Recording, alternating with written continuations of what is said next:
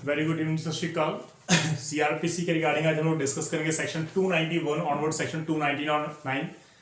Important for pre point of view. Main में बहुत rare chance है कि वो क्वेश्चन कभी पूछा जाए आपसे, लेकिन still you can't ignore section 292, 293 and 291A। ये इंपॉर्टेंट सेक्शंस हैं, right. And eight the and 299 further is it's very important section. तो ये चार सेक्शन इंपॉर्टेंट आप मेन के लिए आप कर सकते हो। अदरवाइज ये पूरा जो सेशन है हम लोग इस लेक्चर को हम लोग सिर्फ प्री पॉइंट ऑफ व्यू हम लोग करेंगे। तो डायरेक्ट लैंग्वेज एज यूजुअल मैं जो हमेशा कहता हूँ कि वो बहुत इंपॉर्टेंट है आपके लिए इस टॉपिक को अंडरस्टैंड करने के लिए। तो स्टार्ट करते हैं विदाउट वेस्टिंग एनी टाइम। तो 291 सेक्शन वहां पर जो डायरेक्ट लैंग्वेज है वो डील कर रहा है deposition of medical witnesses. Medical witnesses means doctor. अगर डॉक्टर को आपको एग्जामिन करना है कोर्ट में तो व्हाट वो आप आएंगे, क्योंकि अगर वो विटनेस है, लाइक सपोज अगर उन्होंने पोस्टमार्टम किया है किसी डिसीज पर्सन का, तो वो अपनी पोस्टमार्टम रिपोर्ट तो सबमिट करेंगे। अगर किसी पर्सन ने किसी जो हमारे कंप्लेनेंट है अगर उनको इंजरीज हुई है, लाइक ग्रीवियस हर्ट किया है किसी एक्यूज ने, तो उनको जो पूरा ट्रीटमेंट आपने दिया है वो पूरा ट्रीटमेंट आपको along with the opinion of the injuries आपको कोर्ट में प्रूफ करनी पड़ेगी कि जो इंजरीज है वो सिंपल है या ग्रीवियस है। तो मेडिकल विटनेसेस आर इंपॉर्टेंट। तो वहां पर वर्ड लिखा है 291 में कि एक बार इंपॉर्टेंट 291 सिर्फ और सिर्फ only deals with the medical witnesses, it doesn't deal with other witnesses. तो ये इंपॉर्टेंट है। तो the deposition of a civil surgeon और अदर मेडिकल विटनेसेस टेकन और tested by a magistrate in the presence of the accused. Accused की presence के सामने जो मैजिस्ट्रेट है वो उसको उनको एग्जामिन करेगा। बट मोर थिंग कि अगर वो एफिडेविट देना चाहते हैं, थ्रू एफिडेविट अपनी एग्जामिनेशन चीफ कोर्ट को देना चाहते हैं, तो उसमें जो मैजिस्ट्रेट कंसर्न्ड होगा वो उसके सिग्नेचर होंगे, तब जाके वो एफिडेविट कोर्ट में आप सबमिट कर सकते हो, आप उसको एग्जीक्यूट कर सकते हो। तो ये इंपॉर्टेंट है, राइट। तो दूसरी बात यहां पर वो लिखा है कि may be given in evidence in query trial और proceeding under this code although the deponent is not called as a witness. यहां पर पावर दी गई है 291 में कि उनको उन विटनेसेस को यहां पर कोर्ट में कॉल करने की जरूरत नहीं है। अगर वो थ्रू एफिडेविट कोर्ट वहां अपना पूरा प्रॉपर एफिडेविट कि वहां पर उसने किन पर विटनेस को जो कौन से कंप्लेनेंट, जो कौन से इंजर्ड पार्टी हैं, उन्होंने किन को ट्रीटमेंट दिया और क्या ट्रीटमेंट दिया और उनकी ओपिनियन क्या है, वो इंजरी कौन सी इंजरी है, सिंपल है, ग्रीवियस है, अगर वो प्रॉपर फॉर्मेट अपना एफिडेविट तैयार कर एफिडेविट में लिख कर वो कोर्ट में मैजिस्ट्रेट के सिग्नेचर करवाते हैं और कोर्ट में सबमिट कर देते हैं, तो लॉ कहता है कि आपको पर्सनली आने की जरूरत नहीं है। बट स्टिल क्लॉज कैसे किया जाएगा? तो सब क्लॉज 2 क्या करिए, तो कोर्ट में फिर think fit and shall on the application of the prosecution और द अक्यूज्ड। अगर वो प्रोसिक्यूशन की साइड में अगर वो हमारा प्रोसिक्यूशन विटनेस है तो डेफिनेटली जो अक्यूज पर्सन है वो रिक्वेस्ट करेगा सर हमें इसको क्रॉस एग्जामिन करना है, आप उसको कॉल करो। अगर वो अक्यूज्ड का विटनेस है तो प्रोसिक्यूशन वो रिक्वेस्ट करे कोर्ट से कि हमने इसको क्रॉस करना है, इसको आप इसको कॉल करो, तब जाके कोर्ट उनको कॉल करती है कि आप उनको पर्सनली आप उनको कॉल कर सकते हो।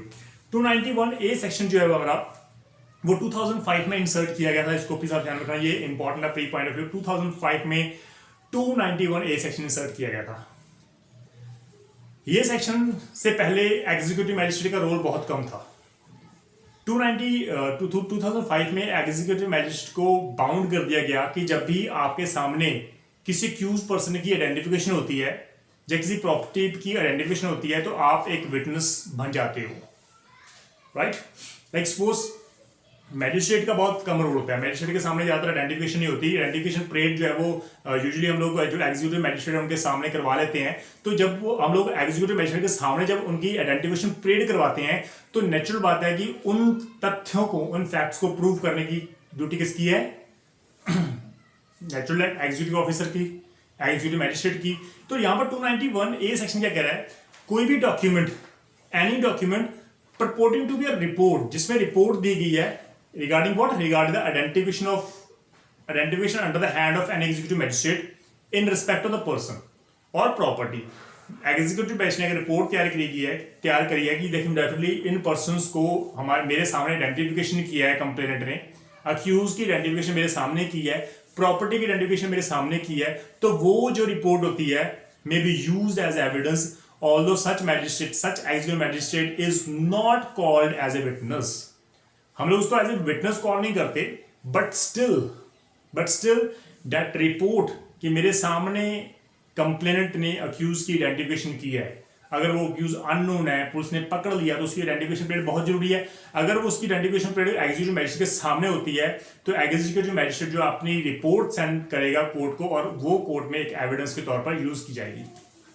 Proviso where such report contains a statement of any suspect or which witness to be the proviso of section 21, 32, 33, 157 as the case may be, the evidence act shall apply। अगर ऐसी statement, ऐसी report जहां पर section 21, 32, 33 या 157 apply होता है तो हम उन रिपोर्ट को तब तक यूज नहीं कर सकते जब तक उन सेक्शंस में दिए गए इंग्रेडिएंट्स पूरे नहीं हो जाते। वहां पर वर्ड लिखा है such statement shall not be used under this subsection except in accordance with the proviso of those section। आपने उन सेक्शंस को, कौन से के सेक्शन को, 21, 22, 32, 33 और 157, 155 के सेक्शंस की इंग्रेडिएंट्स को पूरा करना है, तब जाके हम उन रिपोर्ट को एज ए यूज कर सकते हैं, अदरवाइज नहीं। सेकंड क्लॉज क्या कहती है, द कोर्ट में with think fit and shall on the application of the prosecution और द अक्यूज्ड। अगर कोई प्रोसिक्यूशन या अक्यूज्ड एप्लीकेशन मूव करता है कोर्ट में कि सर हमने इस एग्जीक्यूटिव मैजिस्ट्रेट को एग्जामिन करना है, क्रॉस एग्जामिन करना है, तो कोर्ट जो है वो उस मैजिस्ट्रेट को कॉल करेगी एज ए विटनेस और तब जाके आप उनको एग्जामिन कर सकते हो, क्रॉस एग्जामिन कर सकते हो। Then we have section 292 and 293। These two sections are important क्योंकि यहाँ पर वर्ड लिखा है, यहाँ पर 292 की जो हेडिंग है वहां पर वर्ड लिखा है evidence of officers of the mint. Mint में जो ऑफिसर्स अपॉइंट किए जाते हैं वो मिंट क्या है वो नीचे दिया गया है। और 293 डील कर रही है साइंटिफिक एक्सपर्ट से। जो साइंटिफिक एक्सपर्ट्स की डेफिनेशन 293 में दी गई उनको छोड़कर बाकी जो ऑफिसर्स है 292 में आते हैं। तो यहां पर भी वर्ड लिखा है कि कोई भी डॉक्यूमेंट, रिपोर्ट, ऐसी रिपोर्ट अंडर द हैंड जो गाइडेड ऑफिसर के हाथों से तैयार की गई है, मींस उनके सिग्नेचर वहां पर है तो उनके बाय हैंड तैयार हो गई, तो वहां पर लिखा है any document purporting to be report under the hand of any such gazetted officer of the mint।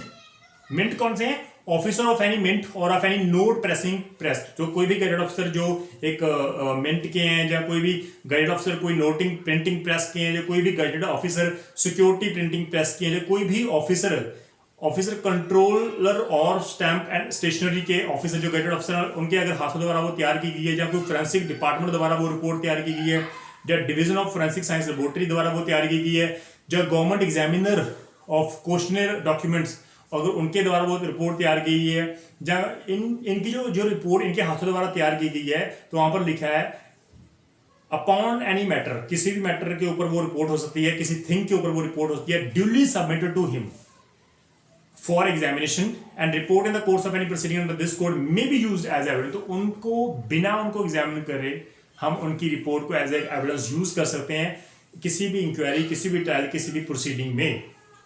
Although such officer is not called as a witness, चाहे हम लोग उन विटनेस को एज ए कॉल नहीं करते, एज ए विटनेस हम लोग उनको कॉल नहीं करते कोर्ट में, बट स्टिल अगर उनके द्वारा रिपोर्ट तैयार की गई है तो उन रिपोर्ट्स को हम लोग रिस्पेक्ट देंगे और उनकी रिपोर्ट को हम लोग एज ए एविडेंस यूज भी कर सकते हैं। लेकिन sub clause 2 says the court may if it think fit, उनको सम्मन इशू कर सकती है और उनको एग्जामिन कर सकती है ऑफिसर्स को कोर्ट में उन रिपोर्ट के ऊपर कि आप कोई भी पर्सन लाइक कोई भी पार्टी जो है वो चाहे पब्लिक प्रोसिक्यूटर है, चाहे वो हमारे डिफेंस के जो काउंसिल है, अक्यूज के काउंसिल है, वो उन रिक्वेस्ट कर सकते हैं कि कोर्ट में सर उनको ऑफिसर्स को कॉल किया जाए, हम लोग उन रिपोर्ट के ऊपर हम लोग क्वेश्चन पुट करना चाहते हैं, तो कोर्ट उनको कॉल कर लेगी, आप जो मर्जी एग्जामिन कर सकते हो। Proviso that no such officer shall be summoned to produce and record, but यहाँ पर मैंडेटरी प्रोविजन अलाउ कर दी है। इट इज मैंडेटरी कि हम लोग उस रिपोर्ट, जो रिपोर्ट वो सबमिट कर चुका कोर्ट में, हम लोग उसके ऊपर उसको एग्जामिन कर सकते हैं। वो रिपोर्ट किसके बेसिस पे है, हम वो डॉक्यूमेंट कॉल नहीं कर सकते। क्यों नहीं कर सकते? Because it may even involve the risk of valuable records to be stolen, lost और टैम्पर्ड विद, कि वो हमारे मोर ओवर हमारे कॉन्फिडेंशियल मैटर्स होते हैं हमारे, तो हम लोग इसको डिस्क्लोज ऑफ नहीं कर सकते कि जिन बेसिस के ऊपर वो रिपोर्ट तैयार की गई है, वो दैट रिपोर्ट इज इंपॉर्टेंट। आप कोई भी क्वेश्चन अगर आप पुट करना चाहते हो वो आप रिपोर्ट के ऊपर कर सकते हो, बट यू कांट आस्क कि वो सारे डॉक्यूमेंट्स कोर्ट में सबमिट किए जाए, you can't say. Then we have section 292 का सब क्लॉज 3, वहां पर लिखा है without prejudice to the provision of section 123, 124 no such officer shall except with the permission of the general manager, क्योंकि वो जो ऑफिसर है, जिन्होंने ऑफिसर ने ये रिपोर्ट तैयार की है, वो बिना अपने हायर अथॉरिटी से पूछे कोई भी एविडेंस नहीं दे सकते जो अनपब्लिश्ड रिपोर्ट के ऊपर। जो रिपोर्ट हमने सबमिट कर दी दैट इज ओके, बट आप उनके रिगार्डिंग ऐसा कोई भी क्वेश्चन पुट नहीं कर सकते, और वो उनका आंसर भी नहीं देगा जो अभी रिपोर्ट अनपब्लिश्ड है, जो कॉन्फिडेंशियल है। ना ही वो डिस्क्लोज कर सकता है the nature of the particulars of any test applied by him, कि उस रिपोर्ट को तैयार करने के लिए क्या टेस्ट किए गए हैं, वो भी आप डिस्क्लोज ऑफ नहीं कर सकते। बट अगर आपका हायर अथॉरिटी अगर आपको अलाउ कर रहा है तो दैट्स डिफरेंट थिंग, तब आप कोर्ट में उनको आप डिस्क्लोज ऑफ कर सकते हो, but otherwise you can't disclose the unpublished reports और the basis on which that report was prepared. आप उन टेस्ट के बारे में आप नहीं बता सकते, यहाँ पर मैंडेटरी प्रोविजन ऐड की गई है। Then we have a section 293. It deals with the report of certain scientific experts. Scientific experts की जो रिपोर्ट है बिना उनको कॉल किए गए हम लोग एविडेंस के तौर पे यूज कर सकते हैं।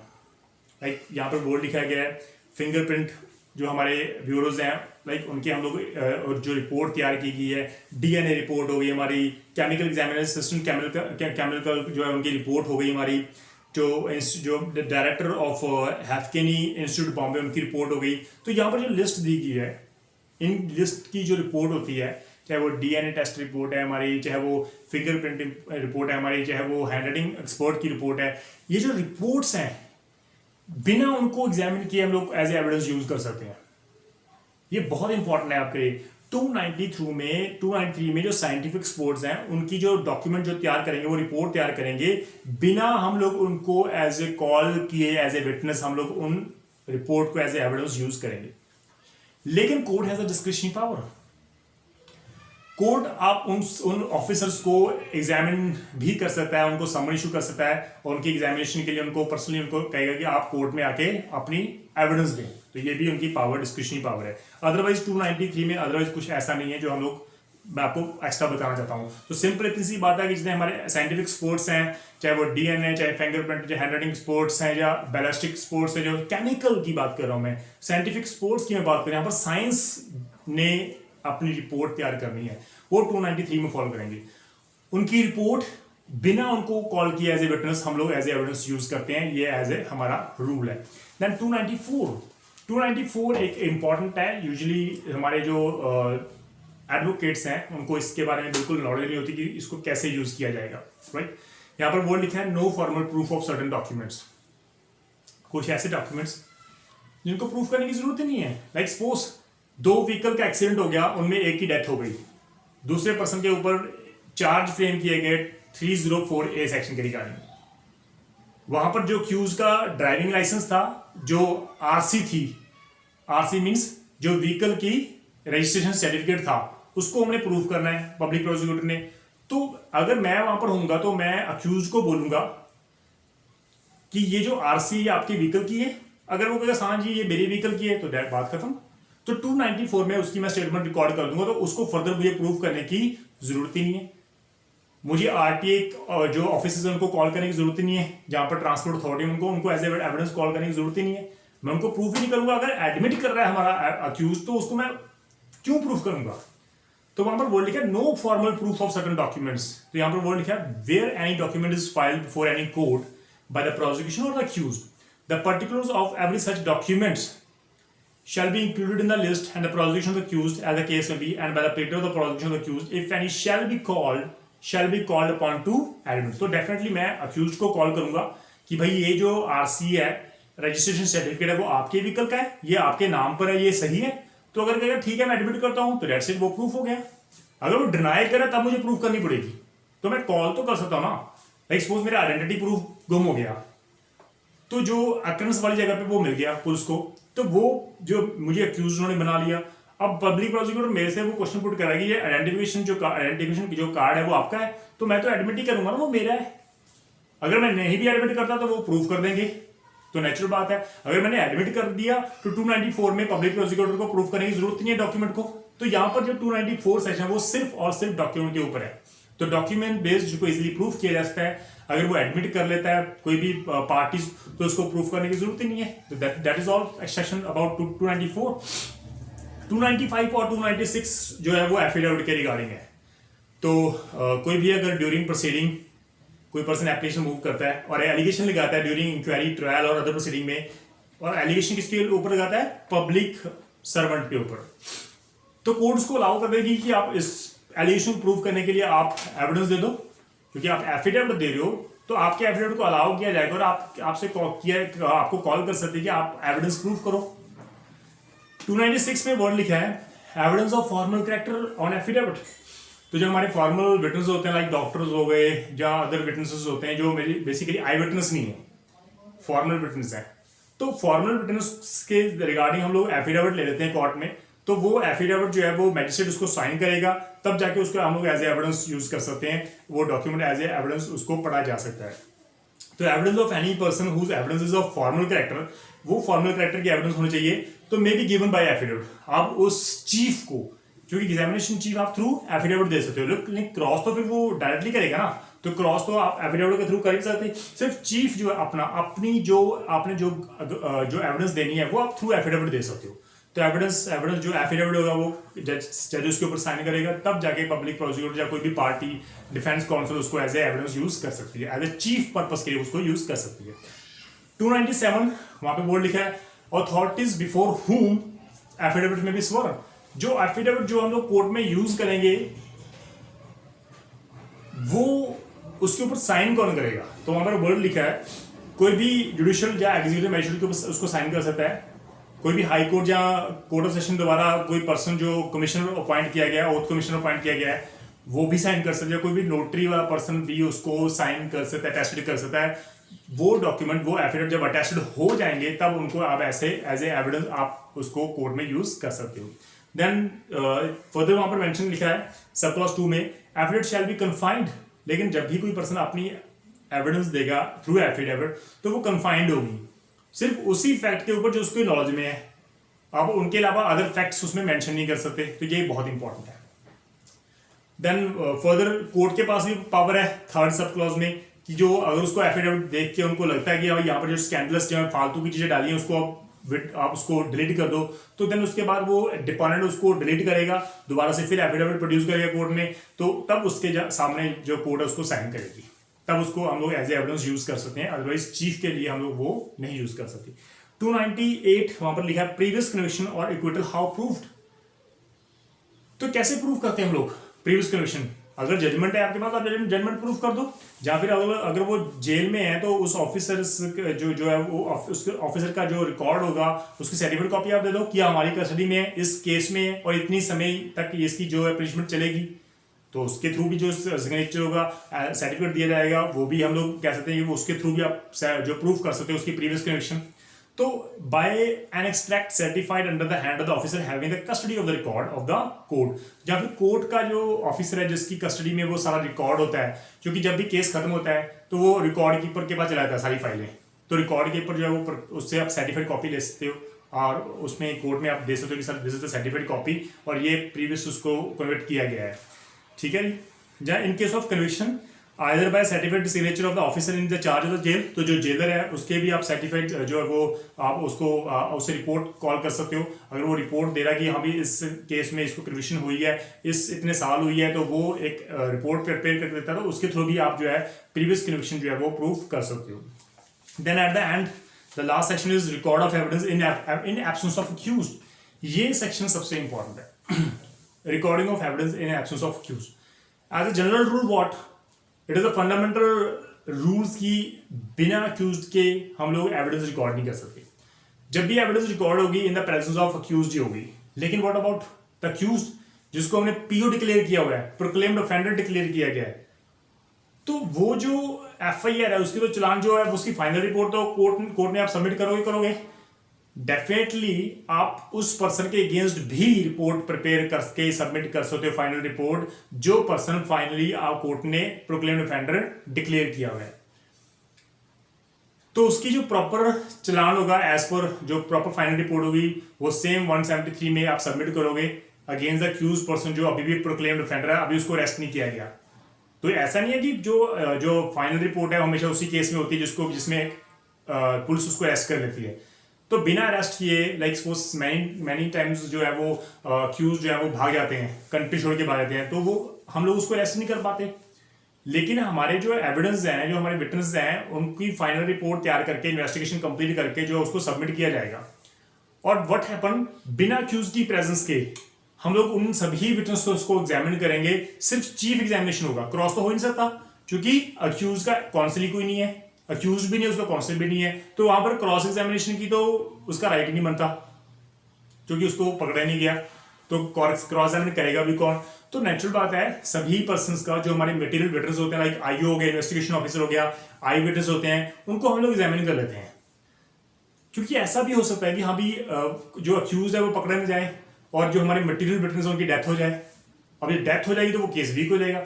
तो इसलिए 299 सेक्शन जो है वो रखा गया है कि जो हमारे मटेरियल विटनेस होते हैं, जो हमारे मेन स्टार विटनेस होते हैं, उनको फटाफट एग्जामिन कर लो, चीफ कर लो।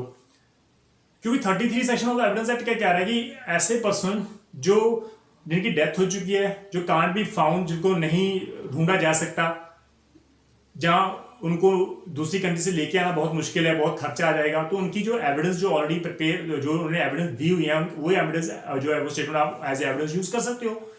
तो 299 में उन सभी स्टार विटनेस को, जो मटेरियल विटनेस को एग्जामिन किया जाएगा और उसके बाद अगर अक्यूज को अरेस्ट किया गया, उसकी फाइनल जो है वो जो उसका जो फर्दर जो है वो इन्वेस्टिगेशन जो रिपोर्ट है 173 की 8th क्लॉज में आती है वापस कोर्ट में, that is supplementary final report, जो दोबारा सबमिट करेगी उसको अरेस्ट करके। और जब अरेस्ट करके दोबारा सबमिट करेगी फाइनल रिपोर्ट, तब उन विटनेस को दोबारा कॉल किया जाएगा, वो जिंदा है तो उसका चीफ दोबारा रिकॉर्ड करेंगे, क्रॉस करेंगे, डेट्स इट। लेकिन अगर उसकी डेथ हो चुकी है तो उसका जो चीफ पहले रिकॉर्ड हो चुका है in the absence of the accused under section 299, वो हम लोग एज ए एविडेंस यूज कर लेंगे। ये बहुत इंपॉर्टेंट है। तो इसलिए नेचुरल बात है कि अक्यूज्ड अगर वो चाहता है तो अगर वो भाग जाएगा तो वो तब तक वेट कर लेगा जब तक हमारे जो विटनेस उनकी डेथ नहीं हो रही थी, जब वो खुद डेथ कर देगा। तो ऐसे हालात, जो ऐसे सर्कमस्टांसेस में जो हमारी प्रोसीजर है उसमें वहां पर प्रावधान दिया गया 299 में कि फाइनली आप रिपोर्ट सबमिट कर दो। अगर आपने अक्यूज को भी अरेस्ट नहीं किया तो आप फाइनल रिपोर्ट सबमिट कर दो। आप 299 में उसके रिपोर्ट जो चाहेगी और 299 में हम लोग सारे विटनेस को एग्जामिन करेंगे और जो फाइल होगी उसको कंसाइन कर देंगे, दैट्स इट। जब उसको पकड़ा जाएगा दोबारा रिपोर्ट जो वो फाइल है दोबारा से फिर ओपन हो जाएगी। ये हमारा 299 सेक्शन से इतनी सी बात ही कह रहा है। तो मैंने आपको प्रैक्टिकल वर्जन बताया 299 का, तो ये आपके लिए ईजी हो जाएगा। तो इन case of any problem, in case of any doubt, अगर आपको कोई भी डाउट है इस केस में तो प्लीज आप डिस्कस कर लेना। Thank you so much. सत श्री अकाल।